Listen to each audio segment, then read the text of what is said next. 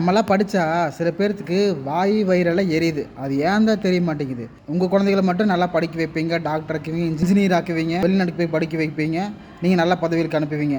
நாங்கள் படிக்கிறதே உங்களுக்கு இவ்வளோ வழி தருதா அப்படிங்கிறதா மிகப்பெரிய ஆச்சரியமாக இருக்குது. அந்த வீடியோவை நீங்களே பாருங்கள்.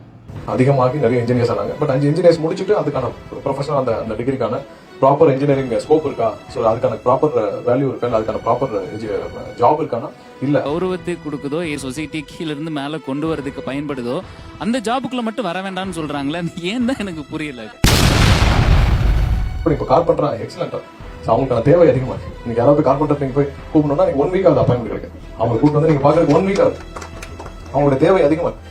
ஸோ எல்லா பிளம்பர் இருக்காங்க, பிளம்பரோட தேவை அதிகமா இருக்கு. ஸோ எல்லாரும் அதை வந்து ஒரு ஜாபாவும் ஒரு ப்ரொஃபஷனாவும் கன்சிடர் பண்ணுறது இல்ல. ஒரே ஒரு கேள்வி சார். ஃபிட்டர், பிளம்பர், எலக்ட்ரீஷியன் படிக்கிறதுக்கு ஆள் இல்லைன்னு சொல்றீங்களா? யாரை படிக்க வைக்கலாம்னு மட்டும் சொல்லிட்டீங்கன்னா அவங்கள படிக்க வச்சிடலாம். இல்ல, யாரை படிக்க வைக்கலாம்னு சொல்லிடுங்க, அவங்களே படிக்க வச்சிடலாம். உங்க பையனை வாட்ஸ் கோயிங் ஆன்? அரங்கனார குரங்கனார் ஆகிட்டான்.